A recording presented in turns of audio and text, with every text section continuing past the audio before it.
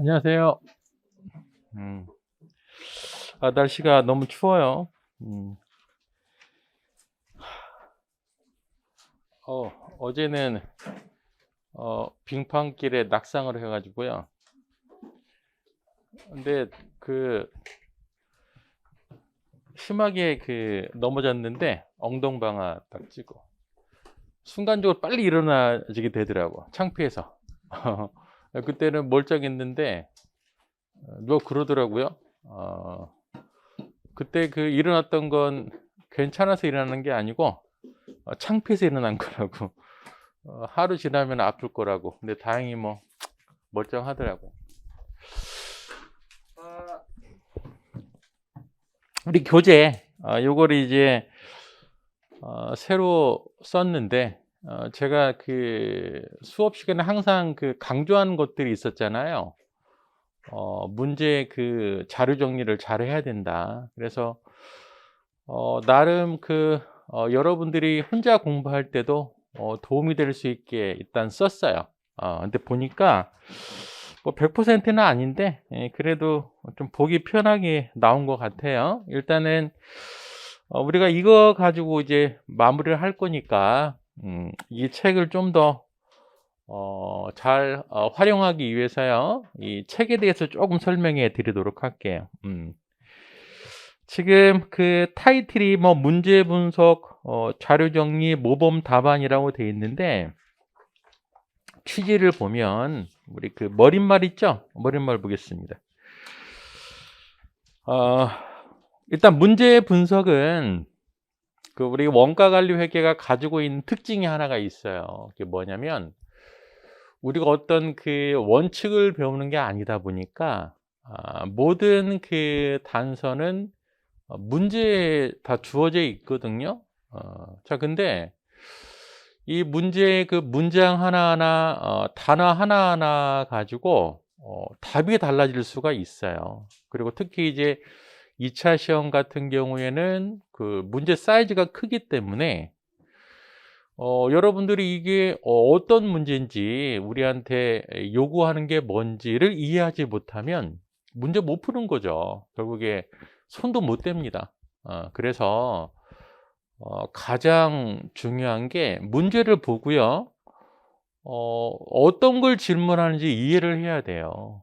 그 다음에 단어 하나, 문장 하나에 숨어져 있는 뜻, 그걸 좀 해석할 수 있어야 됩니다. 우리는 속독으로 해서 문제를 빨리 푸는 게 중요한 게 아니에요. 우리는 절대 뭐 중급액이나 세법처럼 원칙이나 법을 배우는 게 아니기 때문에 제시된 문제만 가지고 모든 걸 다 해결을 해야 됩니다. 그래서 문제 분석은 바로 뭐냐면 제시된 문제 중 특이한 문장, 특이한 단어가 어떤 걸 의미하는지 다 써놨어요. 그러니까 이게 가장 중요한 겁니다. 자, 두 번째 자료 정리인데요. 가끔 이런 질문을 해요. 원가 관리 회계는 정리할 것도 많고 답안 작성도 해야 되는데 실제 모범 답안은 어떻게 해야 됩니까? 이런 질문을 많이 하신다고요. 그래서 자료 정리는 말 그대로 모범 답안을 작성하기 위해서 필요한 내용을 정리하는 게 자료 정리예요. 그래서 문제 분석을 다 한 다음에 필요한 내용을 간단하게 정리하고요. 요걸 이제 토대로 해서 모범 답안을 작성을 하는 겁니다. 근데 사실 실전에서 이 세 단계를 구분하면서 하기 쉽지는 않을 거예요. 그래서 실전에서는 일단 문제 분석은 충분히 해야 되고요. 그리고 자료 정리하고 모범 답안은 아마 같이 쓰게 될 가능성이 커요.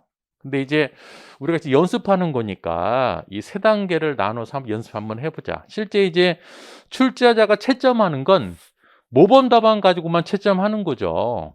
자료 정리가 얼마나 잘 돼 있든 그거는 상관없는 거예요. 심지어는 답만 보고 채점하는 경우도 있으니까. 그래서 모범 답안은 가급적 깔끔하게 눈에 답안이 확연하게 드러날 정도 그렇게 이제 제시를 해 놨습니다. 근데 우리 입장에서는 문제 분석하고 자료 정리가 잘 되어 있으면 모범 답안은 그냥 잘 나올 수밖에 없어요. 근데 문제 분석이 잘 안 돼 있으면 모범 답안이 깨끗이 나올 수가 없어 기본적으로. 그래서 우리의 목적은 문제 분석하고 자료 정리를 일단 열심히 하는 게 훨씬 좋습니다. 모범 답안은 자연스럽게 나옵니다. 자, 목차 볼게요. 목차는 총 16장까지 되어 있는데,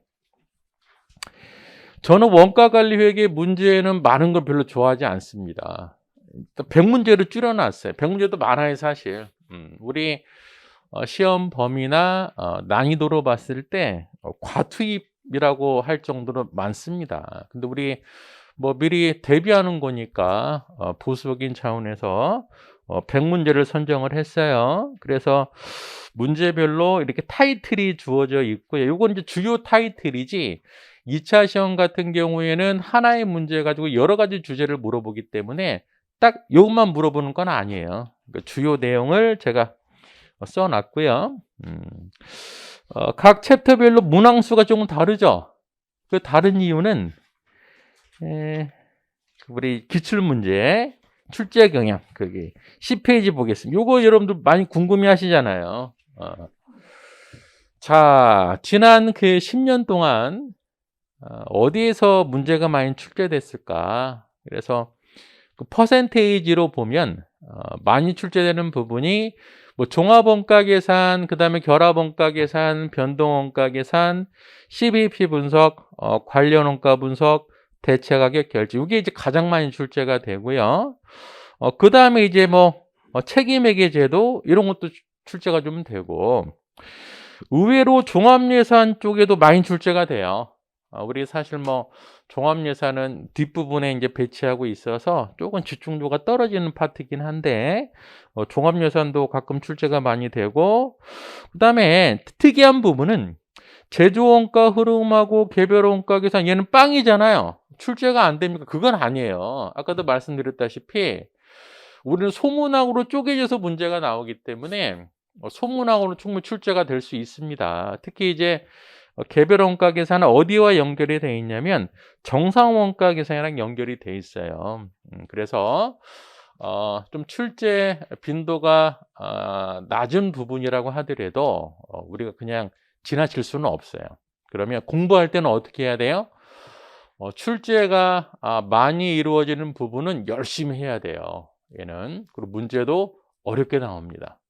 그러면 출제가 잘 안 되는 부분은 어떻게? 얘는 쉽게 나와요. 출제가 잘 안 되는 부분을 어렵게 낼 수가 없어 기본적으로.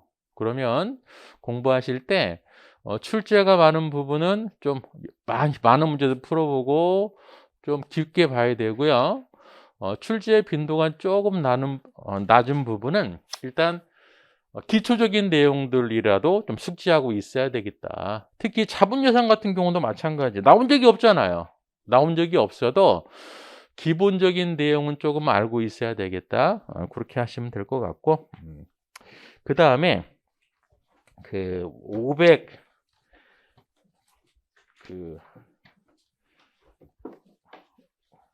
568페이지에 보면 뭐 제 기본 이론을 들으신 분들은 제가 그림을 많이 그리잖아요. 568페이지에. 그래서 제가 수업 시간에 그려들었던 내용을 싹 제가 정리를 했습니다. 그래서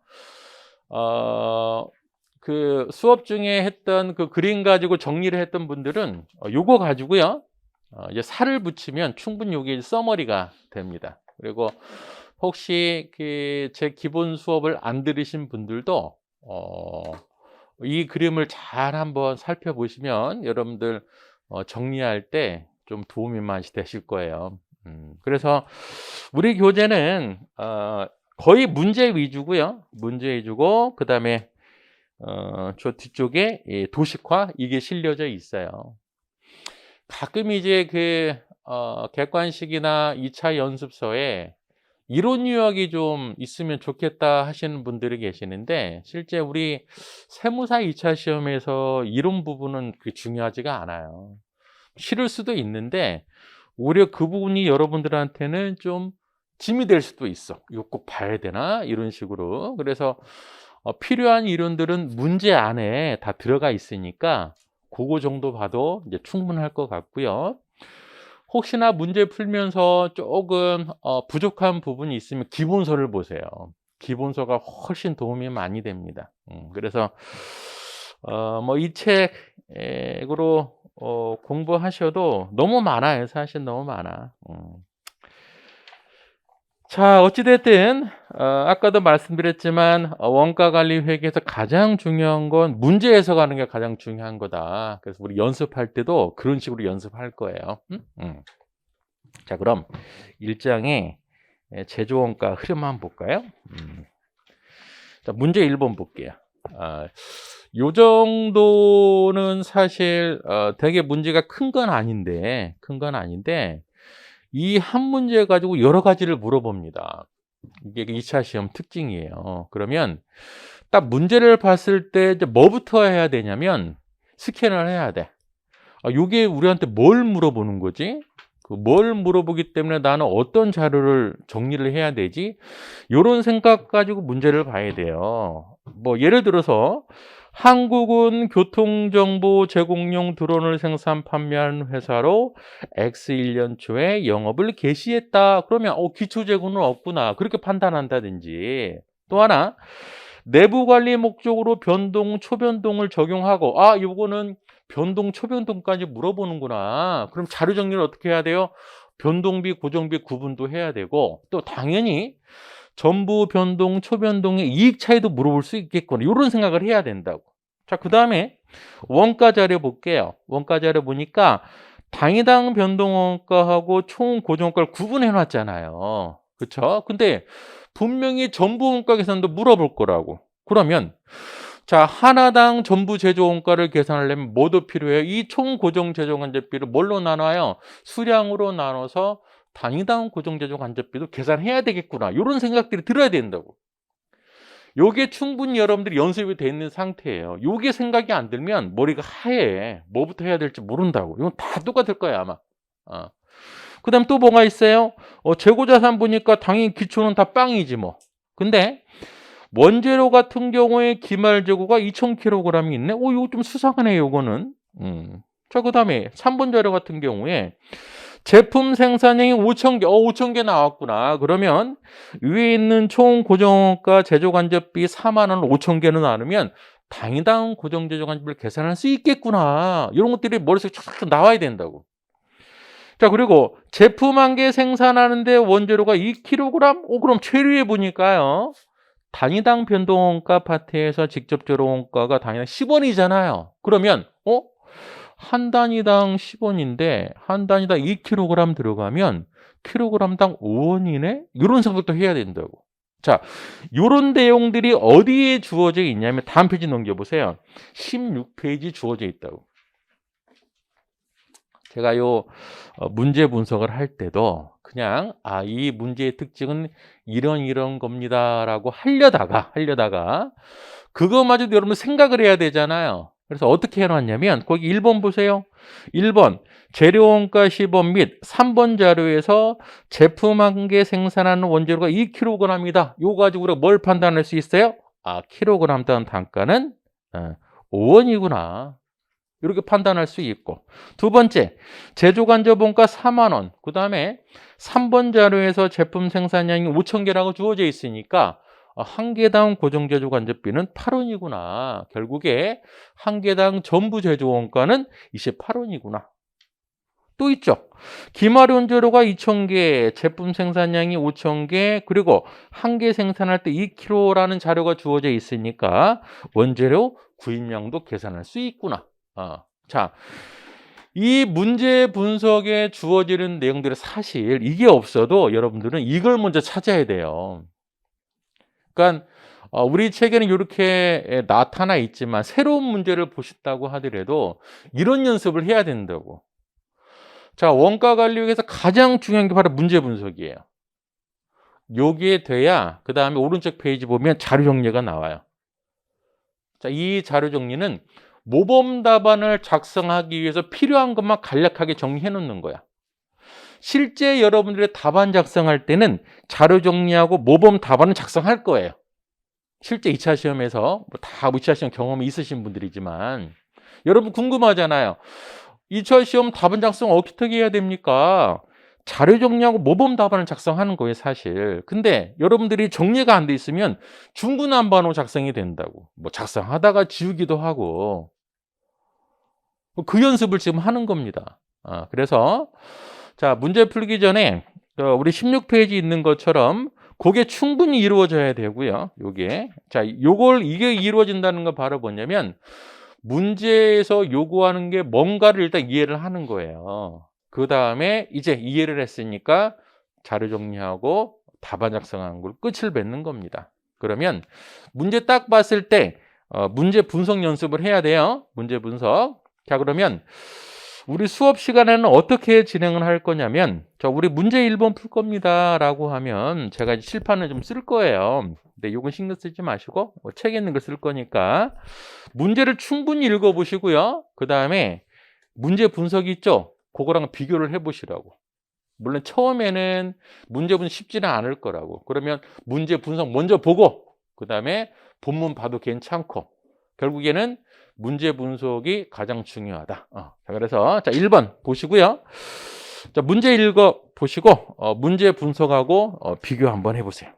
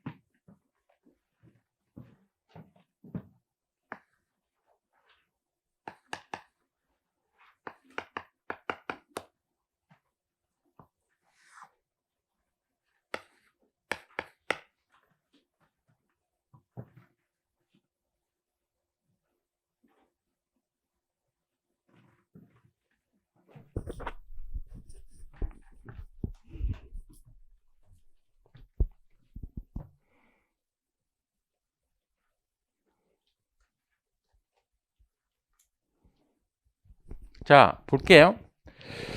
자, 일단 원가 자료 보니까요. 변동원가하고 고정원가 자료가 주어져 있고 그 다음에 재고자산 자료 보니까 기초재고는 없고 기말 원재료는 2,000kg에 제공품은 없고요. 제공품 재고가 없다는 건 결국에 뭘 의미하는 걸까? 단기총 제조원가하고 단기제품 제조원가가 같은 거죠. 그렇죠? 단기 착수한 물량이 다 완성이 됐다 그런 얘기예요. 완성이 돼서 제품 창고로 넘어간 거죠. 제품은 기초 재고는 없지만 기말 재고는 있어요. 있는데 물음표라고 돼 있습니다. 자, 제품 생산량은 5,000개고요. 그럼 제공품 재고가 없으니까 이 5,000개가 착수가 됐고 다 완성이 된 거죠. 그래서 제품 창고로 넘어간 거예요. 제품 1개 생산하는데 원재료가 2kg이 사용이 됐대요. 그 다음에 제품 배출액은 258000이죠. 자, 이 258000은 총 매출액이고요. 한 개당 판매가 아직 몰라 우리는. 그쵸? 그 다음에 판매 가격과 원재료 구입 가격은 연중 일정하다. 기말 현재 창고에 보관 중인 제품 원가는 19,600. 자, 요거 이제 금액이지 수량이 몇 개인지는 아직 모르겠고. 그러면 요구사항 보니까요. 원재료 구입액, 그 다음에 기말 제품 재고 수량, 제품 당해당 판매 가격, 외부 공표용 재무제표에 표시될 영업이 여기까지만 보도록 할게요. 자, 그러면 다음 페이지 넘겨보면 문제 분석이라고 되어 있잖아요. 이걸 한번 볼게요. 단위당 직접 재료 원가가 10원인데 한 개당 2kg이 사용하니까 우리는 킬로그램당 5원이라는 걸 알 수가 있고, 그 다음에 제조간접원가, 즉 고정제조간접비가 4만 원인데요. 단기 착수량이 5,000개, 즉 다 생산이 됐으니까 한 개당 고정비는 8원이구나. 얘도 알 수 있고, 기말 원재료가 2,000kg인데요. 제품 생산량이 5,000개라면 몇 킬로그램에 들어갔을까? 하나당 2kg 들어간다고 그랬으니까 10,000kg은 사용이 됐겠죠. 그러면은 10,000kg 사용이 됐고 기말이 2,000kg이니까 단기에 12,000kg 구입했구나 또 알 수 있다고. 자, 기말 현재 창고에 보관 중인 제품 원가가 19,600원이라고 그랬잖아요. 이건 총액이니까 뭘로 나누면 수량 계산할 수 있을까? 단위당 전부 원가로 나누면 수량 계산할 수 있죠. 자, 그 다음에 매출액이 25만 8천원이라고 그랬잖아요. 그럼 기말 재고 수량 계산했으니까 5,000개에서 기말 재고 수량 차감한 판매량으로 나누면 단위당 판매 가격도 계산할 수 있죠. 그렇죠? 자, 이제 앞으로 와서 자, 그래서 우리는 이제 필요한 자료가 어차피 변동원가 계산에 이익도 계산해야 되니까 이것도 한번 찾아보고 정리를 해보고 그 다음에 원재료 계정하고요. 제품 계정. 뭐 제공품은 없으니까 원재료하고 제품 계정 채워보자 그런 얘기죠. 제시된 자료만 정리해보면 지금 변동제조원가가 20원이고 변동판관비가 3원이고요. 고정제조간접비가 4만 원이고 고정판관비가 2만 원이래요. 그리고 원재료 같은 경우에 기초는 없었는데요. 기말에 2,000kg 남았대. 사용이 됐겠죠. 아직 몇 개 사용한지는 몰라. 제품 창고로 가보니까요. 단기에 완성된 물량이 5,000개래. 5,000개고 당연히 기초도 없었겠죠. 단기 영업 개시했으니까. 자, 물음과 별도로 이런 걸 채워놔야 된다고 사실. 그럼 판매하고 기말 제품 남아야 되는데요. 기말 제품 수량이 몇 개인지는 모르겠는데 금액은 19,600원이래요. 근데 이 19,600원은 무슨 원가 계산 방법? 전부 원가 계산 방법 하에 원가가 되겠죠. 요런 상태라고. 자, 그러면 가장 쉬운 거 뭐가 있을까요? 얘는 바로 찾을 수가 있지. 자, 제품 하나당 2kg 들어간다고 그랬으니까요. 얼마가 사용이 된 거예요? 10,000kg이 사용이 된 거죠. 그러면 기초재고는 없었으니까요. 10,000kg이 사용이 되고 기말에 2,000kg 남았으니까 단기 구입 수량은 12,000kg이 되죠. 자, 우리가 원재료 구입액 물어봤으니까 여기 뭐 곱하면 돼요? 한 킬로그램당 5원 곱하면 되겠네. 그쵸? 자, 그 다음에 이제 요게 몇 개인지도 한번 살펴보자 그런 얘기죠. 요게 몇 개인지. 요거는 이제 전부 원가 계산하의 원가인데요. 자, 지금 기초 자료 보니까 기본 자료 20원이 바로 변동 제조 원가죠, 단위당. 근데 전부 원가 계산하에서 원가 계산하려면 얘도 집어넣어 줘야 돼. 자, 얘는 총 고정 제조 간접비니까요. 몇 개를 나눠야 돼요? 지금 요걸로 나눠야지, 요걸로. 단기 5,000개 생산했으니까요. 자, 그래서 4만 원을 5,000개로 나눠 보니까 한 개당 고정 제조 간접비가 8원이 됩니다. 그러면 한 개당 전부 제조 원가는 얼마가 돼요? 20원에 8원 동안 28원이 되죠. 그러면 기말 제품 원가 19,600원은 뭘로 나누면 될까? 28원으로 나누면 수량 계산할 수 있다고. 그래서 수량 계산해 보니까요. 몇 개가 나오냐면 얘가 700개가 나와. 700개. 얘가 700개래. 그럼 5,000개 중에 700개 남았으니까 몇 개 팔아먹었어요? 4,300개를 팔아먹었지. 그쵸? 자, 그러면 4,800개가 판매가 됐으니까 또 뭘 찾아낼 수 있을까? 얘를 찾아낼 수 있는 거예요, 이제. 당위당 판매 가격을. 자, 제시된 자료 중에 매출액 자료가 주어져 있죠? 매출액이 25만 8천 원이라고 주어져 있어요. 25만 8천 원. 4,300개로 나누니까요. 얘가 60원이 됩니다. 당해당 공원 이건 얼마가 돼요? 37원이 되죠. 자, 이게 자료 정리가 된 거예요. 지금. 이거 먼저 해야 된다고. 이거 먼저. 얘를 해놓으면 이제 할 거 다 한 거예요. 사실. 자, 이제 요구사항 볼게요. 1번. 단기 원재료 구입액 얼마? 12,000kg이고요. 한 개당 킬로그램도 얼마라고 그랬어요?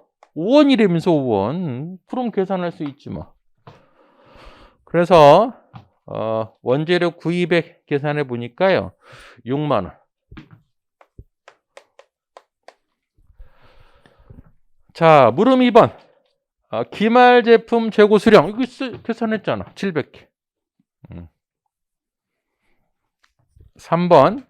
제품 당위당 판매가 계산했잖아요. 여기 60원. 60원.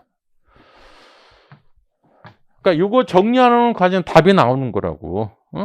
뭐 이거 하나하나 찾아가면서 문제 푸는 거 아니에요. 그렇게 하면은 여러분들이 쌓이는 느낌도 안 들고 아무리 문제를 많이 풀어도 이렇게 조금 내가 알아가고 있구나 그런 느낌이 안 들어. 그러니까 요거부터 해야 돼. 요거부터. 자, 그래서 3번까지 했고요. 4번은 외부 공표용 재무제표에 표시될 영업이익 손익계산서 작성해야 되겠네. 전부원가 계산에 손익계산서 작성하면 되지 뭐. 자, 매출은 몇 개 팔았어요? 4,300개 팔았어. 곱하기 한 개당 60원에서 요건 뭐 주어진 금액이니까요. 25만 8천 원. 매출 원가는 전부 원가 계산이니까 4,800원에 한 개당 전부 원가 얼마라고 그랬어요? 28원이라고 그랬잖아요. 자, 이 계산해 보니까 12만 400원이 되네.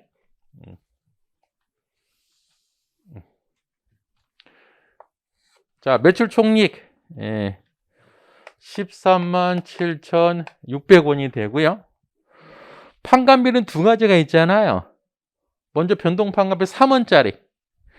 자, 변동 판관비 3원짜리는 4,300에 먼저 3원 하니까요. 요게 12,900원이 되고 고정 판관비는 2만 원이니까 영업이익 계산할 수 있죠. 그래서 10만 4,700원이 됩니다. 끝.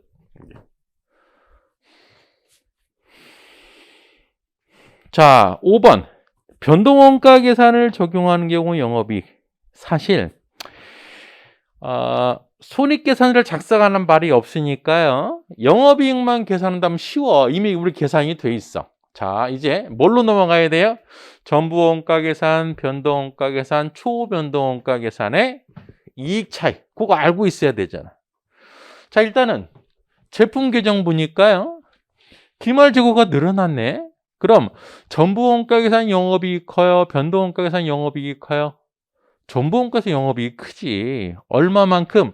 요 안에 들어가 있는 고정제조 간접비만큼. 그러면 700단위에 8 곱한 만큼 전부원가 계산 영업이익 크다고. 바로 계산할 수 있죠. 우린 연습하는 거니까 손익계산서 한번 작성 한번 해보자고. 자, 전부원가 계산하고 하면 매출액은 동일하죠. 매출은 달라지는 게 없어요. 자, 매출액은 25만 8천원 동일하고. 이제 뭘 빼야 돼요? 변동비만 빼야죠. 변동비는 4,300개, 총 변동비가 23원이죠. 변동 판관비까지 고려해야 되니까. 그래서 얘를 계산해 보니까요. 98,900원이 됩니다. 98,900원에서 자, 이제 공원익 계산해 보니까요. 159,100원. 159,100원이 되고 뭘 빼면 돼요? 고정비 빼면 되죠. 고정비는 고정제조 간접비 4만 원 하고 고정 판관비 2만 원이 있더라. 그래서 얘를 계산해 보니까요. 금액이 99100. 99100. 당연히 어디가 커야 돼요? 얘가 커야 돼. 기말재고가 늘어났으니까. 얼마만큼 우리 아까 살펴봤지만 자, 기말제품 몇 개? 700개 곱하기 한 개당 고정제조 간접비 8원씩. 그래서 5,600원만큼 전부원가 계산이익이 더 큽니다. 자, 이제 초변동 넣어볼까요? 자, 초변동원가 계산 이익 우리 이미 알고 있어 또. 어디가 더 커요? 여기가 더 클 거야. 얼마만큼? 기말재고 700단위에 들어가 있는 변동 가공원가만큼. 자, 매출액은 25만 8천이 되고요. 자, 초변동원가 계산. 변동비는 뭐만 변동비라고 보라고 했어요? 직접 재료 원가만 변동비로 보라고 그랬죠? 그렇죠? 그래서 4,300개 단위당 직접 재료비가 10원이에요. 10원. 4만 3,000원이 돼서 재료 처리량 공원익 계산해 보니까요. 얘가 21만 5천원이 됩니다. 자, 나머지 비용 다 빼야죠. 뭐가 있어요? 직접 재료비도 빼야 되고 변동 제조간접비도 빼야 되고 변동 판관비도 빼야 되고요. 그 다음에 이제 고정 제조간접비도 빼야죠. 여기서 주의사항. 초변동원가 계산에서 이제 변동 가공원가, 즉 가공원가는 단기 발생분 다 비용 처리해야죠. 그래서 수량할 때 몇 개로 해야 돼요? 단기 생산 5,000개로 해야 된다. 5,000개. 자, 그래서 단위당 직접 노무원가 4원, 6원, 제조간접비 4원 하니까요. 6원, 4원 빼니까 얘가 3만원, 2만원 되죠. 근데 주의사항. 이 변동판관비는 얘는 단기 발생분이죠, 당연히. 근데 제조원가의 단기 발생하고 판관비의 단기 발생은 전혀 달라요. 제조원가의 단기 발생의 의미는 생산량을 의미하지만 판관비의 단기 발생은 판매량을 의미한다고. 여기는 수량을 몇 개로 해야 돼요? 4,300개로 해야 됩니다. 자, 그래서 당위당 변동 판관비 3원 하니까요. 얘가 12,900원이 돼요. 12,900원. 그 다음에 고정비 다 빼줘야죠, 이제. 고정제조 간접비 4만원. 고정 판관비 2만원 빼니까 영업이익이 얼마? 92,100원이 됩니다. 자, 얘를 이용해서 또 이익 차이 통해서 얘 바로 또 계산할 수 있죠. 어떻게? 얘가 더 커요. 기말재고 늘어났으니까. 얼마만큼? 기말재고 수량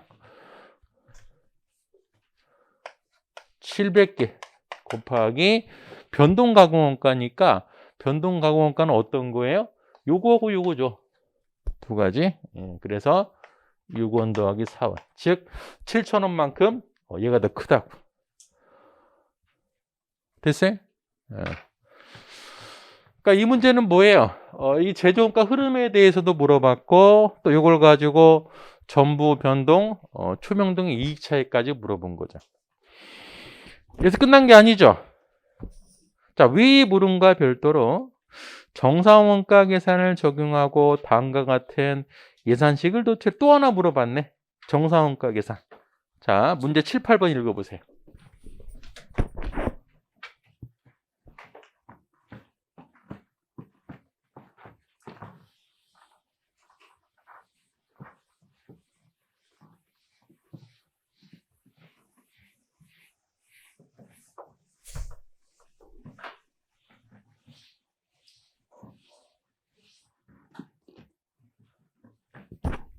문제 읽어보시다가 조금 어려운 거는 그 해답의 문제 분석 자료 정리를 보는 거예요.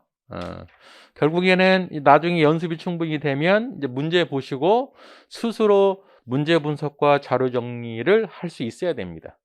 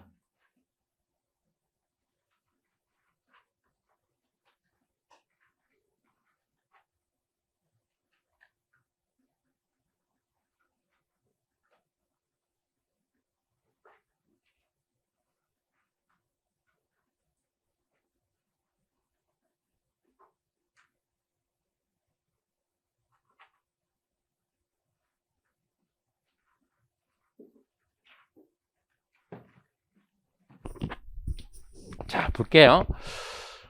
우리가 이제 제조원가는 크게 세 가지가 있죠. 직접 재료원가, 직접 노무원가, 제조간접원가가 있는데 사실 가장 어려운 그 원가가 제조간접원가예요. 이 제조간접원가는 여러 가지 구성 요소가 포함되어 있고 또 원가 형태로 따지면 변동비하고 고정비로 구성이 되어 있다는 거죠. 그래서 표준원가 계산이든 변동원가 계산이든 제조간접원가를 잘 이해를 해야 됩니다. 자, 이 문제는 제조간접비 예산식이 주어져 있고 또 이제 정상원가 계산을 적용한다고 그랬잖아요. 그럼 정상원가 계산하면 가장 첫 번째 단계가 뭐였어요? 예정 배부율이죠. 예정 배부율은 어떻게 제조간접비 예산을 뭘로 나눠요? 예정 조업도로 나눠야 돼요. 그래서 분명히 자료에서 뭐가 나와야 돼요? 제조간접비 예산이라는 게 나와야 되고 예정 조업도가 나와야 돼요. 보니까 예산은 나와 있네 여기. 요게 전체 제조간접원가라고 하면 48,000원 더하기 4x라고 하면 얘가 바로 뭐가 돼요? 고정제조간접원가가 되고요. 얘는 당연히 조업도에 따라서 변하는 거니까 변동제조간접원가가 되겠죠. 자, 그 다음에 또 주의사항은 얘가 뭐냐? 우리는 조업도를 뭘로 볼 거냐? 시간으로 볼 수도 있고요. 자, 우리 문제에서는 뭐로 봤어요? 조업도를 수량으로 본 수량으로. 조업도를 수량으로 본 겁니다. 그러면 예정 배부율은 어떻게 계산이 될까? 이제 한 개당 얼마로 계산이 되겠죠? 조업도를 수량으로 봤으니까. 만약에 우리가 조업도를 시간으로 본다면 예정 배부율은 시간당 얼마 이렇게 나올 거거든. 그렇죠? 이게 별거 아닌 것도 굉장히 중요한 거라고 사실. 그러니까 우리가 이제 문제 풀면서 놓치는 부분이 이런 부분이에요 사실. 왜? 우리는 그냥 예정조업도 하면 노동시간으로만 해왔거든. 그럼 깊게 안 보고 노동시간이 이렇게 흘러 지나간다 그런 얘기죠. 그걸 잘못 여러분들 이해하게 되면 뒷문제가 다 틀려. 그러니까 이런 걸 꼼꼼히 잘 봐야 돼. 이게 뭐지? 조업도가 수량으로 했구나. 그리고 예정 배부율 자체도 한 개당 얼마가 나오는구나. 이렇게 생각을 해야 된다고요. 그러면 자, 예정 배부율을 계산해야 되기 때문에 이제 예산을 예정 배부율로 나눠야 되죠. 자, 그러면 총 예산은 지금 고정비는 48,000원이고요. 변동재정환급비는 한 개당 4원인데 지금 뭐가 나와요? 예정 조업도가 나와야 되겠죠. 우리 문제에서 몇 개라고 그랬어요? 6,000단위라고 말씀했잖아요. 그래서 자, 6,000개. 이게 바로 예정 조업도라고. 뭘로 나눠요? 6,000개로 나눠야죠. 그래서 한 개당 얼마? 12원. 이게 바로 단위당 예정 배부율이 되겠죠. 근데 우리 문제는 변동비, 고정비 각각 구분하래. 각각 하면 되지 뭐. 그러면 고정비만 해보면 48,000원을 6,000개로 나누면 8원이 되고요. 변동비만 하게 되면 6,000으로 나누면 4원 되는 거죠. 결국 보다 보니까 정리해 보니까 요거 자체가 단위당 변동재조간접원가 예정 배부율이네. 그렇죠? 어찌 됐든 고정재조간접원가 예정 배부율은 단위당 8원이 되고요. 변동재조간접원가 예정 배부율은 단위당 4원이 됩니다. 요거 계산했어. 자, 그러면 정상원가 계산에 대한 문제가 나면 우리가 자동적으로 뭘 해봐야 돼요? 예정 배부율 계산하고 예정 배부하고 그다음 배부 차이 계산하고 차이 조정까지 이렇게 자동적으로 이 머릿속에 그려져야 돼요. 그러면 예정 배부율 계산했으니까 배부 차이 한번 계산해 보자 그러냐. 배부 차이. 우리가 변동비 고정비 쪼갰잖아요. 그러면 배부 차이도 변동재조 간접비 하고요. 고정재조 간접비로 한번 쪼개 볼게요. 먼저 변동재조 간접비. 예정 배부. 예정 배부는 어떻게 하죠? 예정 배부율 곱하기 실제 조업도죠. 변동재조 간접비 예정 배부율이 얼마? 4원. 여기에 뭘 곱해야 돼요? 실제 조업도를 곱해야 돼요. 우리 조업도를 뭘로 갖다 썼어요? 수량으로 쓴 거죠. 그럼 뭐가 나와야 돼요? 실제 생산량이 나와야 되겠죠. 그럼 뭘로 갖다 쓴다고 그랬어요? 물음팔면을 보니까 실제 발생한 제조간접 원가는 제시된 일회 원가 자료를 이용한다고 그랬으니까 생산량 몇 개? 5,000개가 되는 거지. 그래서 변동제조 간접 원가 예정 배부액은 얼마가 돼요? 2만 원 됩니다. 자, 이제 그러면 실제 원가는 자, 원가자료 1을 사용한다고 그랬으니까 원가자료 1에서 실제 발생한 단위당 변동재조 간접비 얼마? 얘도 4원이잖아. 자, 실제도 4원 5,000개 생산했으니까요. 실제 발생한 변동재조 간접원가도 2만 원이에요. 배부 차이는 없어요. 없다고. 자, 이제 고정재조 간접원가. 고정재조 간접원가도 먼저 예정 배부 금액 보니까요. 단위당 고정비 예정 배부율이 8원이 되고 실제 조업도가 몇 개? 5,000개 해서 예정 배부액은 4만 원 되는 거죠. 실제 고정재조 간접비는 주어진 원가자료 1을 이용한다고 그랬으니까 얼마예요? 4만 원이지 뭐 4만 원.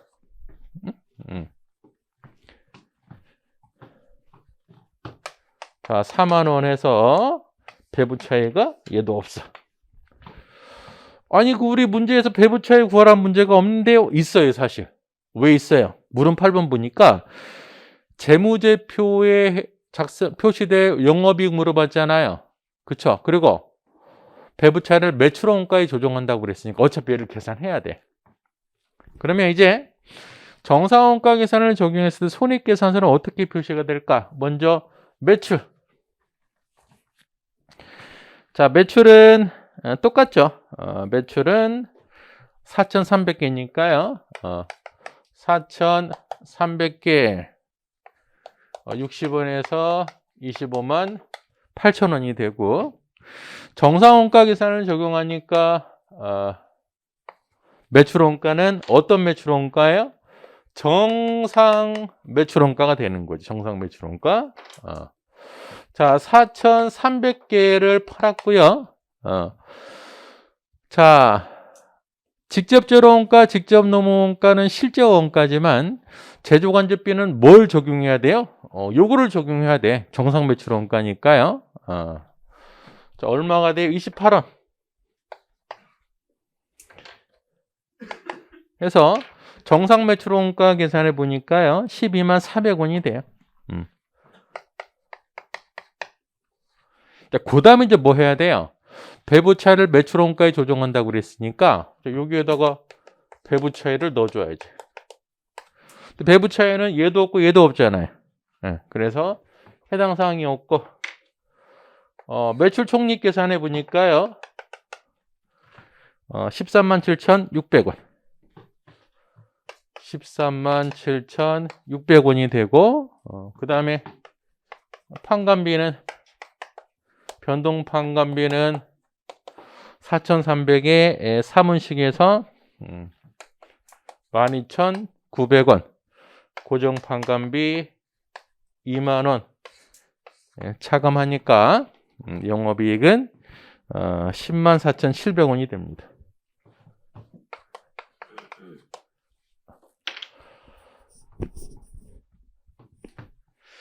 자, 그래서 17페이지 보면 모범 답안 보세요. 여러분들이 이제 어떻게 작성하면 됩니까? 이렇게 작성하면 돼요, 사실. 이렇게 작성하면 되는데 어떻게 이렇게 딱딱딱 답이 나오겠어? 쉽지가 않다고. 실제 여러분들 실전에서는 아마 자료 정리하고 모범 답안이 혼자서 막 작성을 할 거예요. 근데 요즘 추세가 원가 관리 회계는 거의 이제 답이 맞아야 되기 때문에 답이 틀리면 과정이 충실해도 사실 점수 받기 힘들어요. 그래서 모범 답안 자반 작성할 때는 답을 명확하게 표시를 해줘야 돼. 답을.